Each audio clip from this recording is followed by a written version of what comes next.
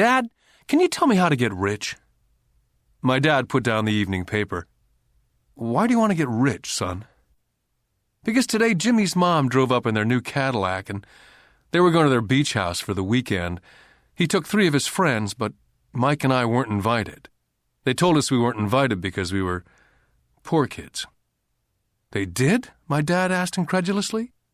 Yeah, they did, I replied in a hurt tone. My dad silently shook his head, pushed his glasses up the bridge of his nose, and went back to reading his paper. I stood waiting for an answer. The year was 1956. I was 9 years old. By some twist of fate, I attended the same public school where the rich people sent their kids. We were primarily a sugar plantation town. The managers of the plantation and the other affluent people of the town, such as doctors, business owners, and bankers, sent their children to this school, grades 1 to 6. After grade 6, their children were generally sent off to private schools. Because my family lived on one side of the street, I went to this school. Had I lived on the other side of the street, I would have gone to a different school with kids from families more like mine. After grade 6, these kids and I would go on to the public intermediate and high school. There was no private school for them or for me. My dad finally put down the paper. Well, son, he began slowly, if you want to be rich, you have to learn to make money. How do I make money? I asked. Well, use your head, son, he said, smiling. Which really meant, that's all I'm going to tell you, or, I don't know the answer, so don't embarrass me. The next morning, I told my best friend Mike what my dad had said. As best I could tell, Mike and I were the only poor kids in this school. Mike was like me in that he was in this school by a twist of fate. Someone had drawn a jog in the line for the school district, and we wound up in school with the rich kids. So what do we do to make money? Mike asked. I don't know, I said. But do you want to be my partner? He agreed. And so on that Saturday morning, Mike became my first business partner. We spent all morning coming up with ideas on how to make money. Finally, that afternoon, a bolt of lightning came through our heads. It was an idea that Mike had gotten from a science book he'd read. Excitedly, we shook hands, and the partnership now had a business. For the next several weeks, Mike and I ran around our neighborhood, knocking on doors and asking our neighbors if they'd save their toothpaste tubes for us. With puzzled looks, most adults consented with a smile. Some asked us what we were doing, to which we replied, "We can't tell you. It's a business secret." My mom grew distressed as the weeks wore on.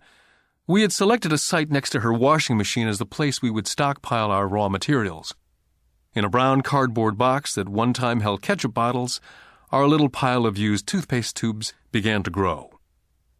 One day my dad drove up to see 2 9-year-old boys in the driveway with a production line operating at full speed. Fine white powder everywhere.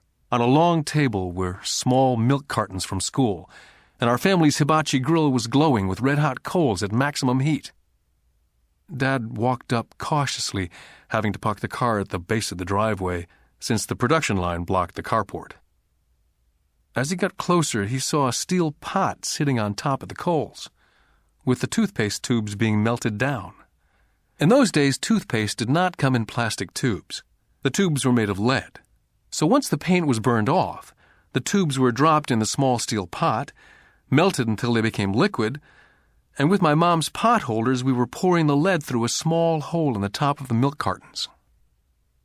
The milk cartons were filled with plaster of Paris. The white powder everywhere was the plaster before we mixed it with water. The milk cartons were the outer containers for plaster of Paris molds. My dad watched as we carefully poured the molten lead through a small hole in the top of the plaster of Paris cube. "What are you boys doing?" he asked with a cautious smile. "We're doing what you told me to do. We're going to be rich," I said. "Yep," said Mike, grinning and nodding his head. "We're partners."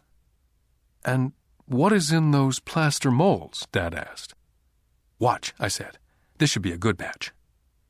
With a small hammer, I tapped at the seal that divided the cube in half. Cautiously, I pulled up the top half of the plaster mold, and a lead nickel fell out. "Oh, my God," my dad said. "You're casting nickels out of lead." "That's right," Mike said. "We're making money." My dad smiled and shook his head. Along with a fire and a box of spent toothpaste tubes in front of him were two little boys covered with white dust and smiling from ear to ear. He asked us to put everything down and sit with him on the front step of our house. With a smile, he gently explained what the word counterfeiting meant. Our dreams were dashed. "You mean this is illegal?" asked Mike.